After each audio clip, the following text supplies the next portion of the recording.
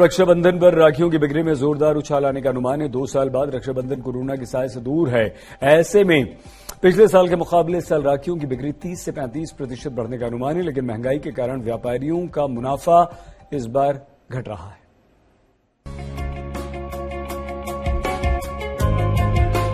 रक्षाबंधन के त्योहार की रौनक हर तरफ छाई हुई है। देश के सभी बड़े बाजारों में लोगों की भीड़, दुकानदारों का उत्साह भी देखते ही बनता है। दरअसल बीते 2 बरसों तक कोरोना काल के चलते रक्षाबंधन को लोगों ने सावधानी और सादगी के साथ मनाया था, लेकिन 2 साल बाद इस बार लोगों में भाई बहन के इस त्योहार को लेकर जबरदस्त उत्साह देखा जा रहा है।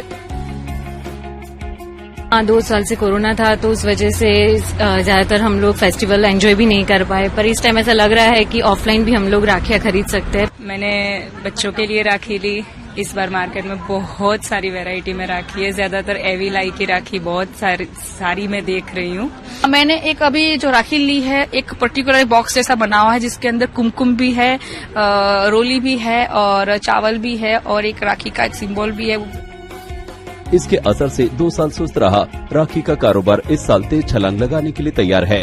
राखी के कारोबारियों के मुताबिक पिछले साल 3,500 से 4,500 करोड़ रुपए की राखियों का कारोबार हुआ था। इस साल ये आंकड़ा बढ़कर 5,000 से 6,000 करोड़ रुपए तक पहुंचने का अनुमान है। हालांकि कच्चा माल महंगा होने से इस साल बाजारों में राखियां भी महंगी मिल रही हैं। इसके बावजूद बिक्री पिछले साल से ज्यादा है। राखी बनाने वालों का कहना है कि दाम बढ़ने के बावजूद इस बार 30 से 50% से ज्यादा राखियां बिकने की उम्मीद है। कुल लागत करीब 30% बढ़ी है, लेकिन कीमत 20 से 25% ही बढ़ाई गई है। इससे राखी के कारोबार से जुड़े लोगों का मुनाफा घट गया है। इस बार मोती, धागे, मनके से लेकर पैकेजिंग मटेरियल तक के दाम काफी बढ़ गए हैं। पैकेजिंग वाले बॉक्स के दाम 50 रुपए से बढ़कर 70 रुपए हो गए हैं। राखी की प्रिंटिंग 25% महंगी हुई है।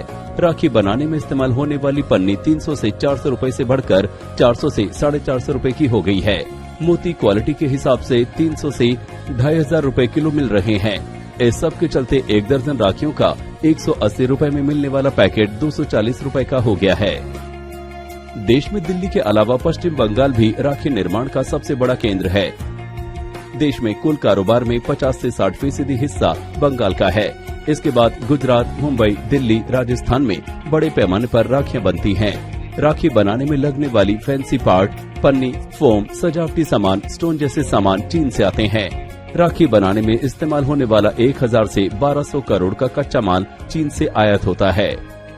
इसके अलावा रक्षाबंधन पर बिकने वाली मिठाइयों पर भी इस बार महंगाई का साया पसरा है। दूध, रिफाइंड, डालडा घी के दाम बढ़ने से मिठाइयों के दाम बढ़ गए हैं।